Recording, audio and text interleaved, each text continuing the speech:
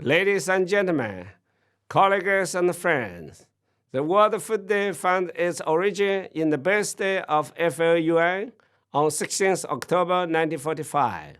This year is a very special one for FAO and for the global fight against hunger and malnutrition.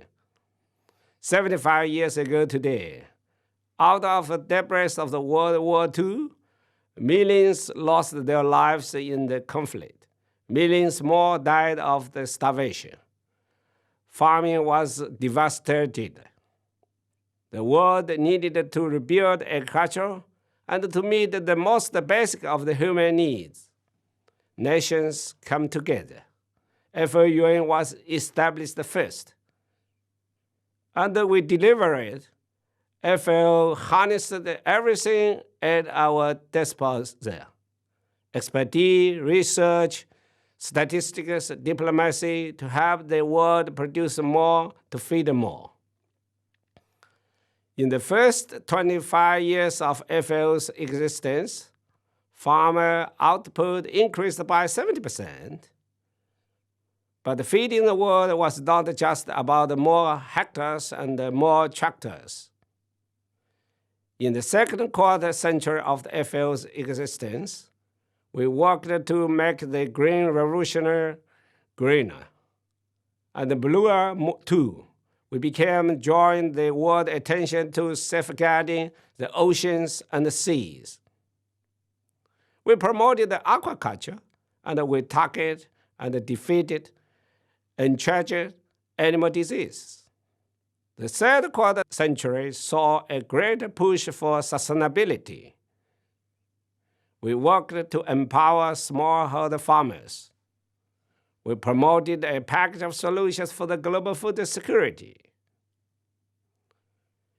We underscored that there was no such thing as an end to hunger without application of innovation, responsible investment, accessible trade of commodities, and empowering women and youth. Of the 75 years that FAO has been in existence, we have grown, nourished, and sustained the gift of our soil, the livelihoods of our people, the legacy of our planet. Today begins the next quarter century of FAO's story, a time to look back at our successes, but also and measure the distance left to travel, and more importantly, to look forward to the new era. Clearly, our work is not done yet. After diminishing steadily, and the nourishment is increasing again, too many children are still wasted or stunted. Billions of people cannot afford a healthy diet as civilization moves on. Crucially, the next phase in our history starts amid the wreckage caused by the COVID-19 pandemic. It has laid bare the fragility of our agri-food systems, the precociousness of the agricultural labor force, the thin line that separates many families from destitution. Dear colleagues and friends, now it's a time to show ourselves worthy of the FAO's founders, who rose to the occasion 75 years ago.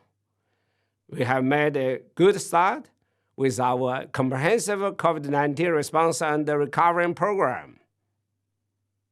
It focuses on data collection, poverty reduction programs, trade and food safety standards, and preparedness against the next zoonotic pandemics.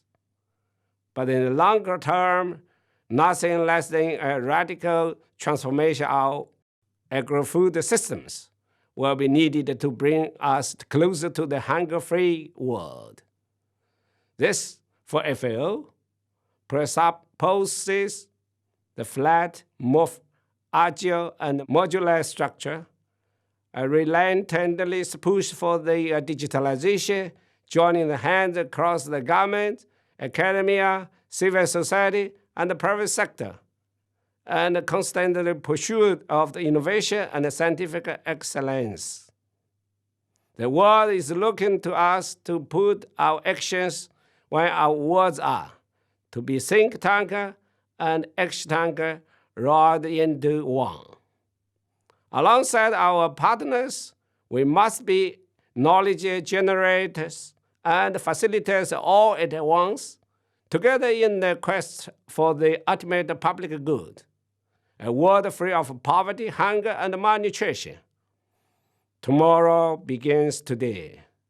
So on this World Food Day, allow me to thank and congratulate you, my colleagues and friends.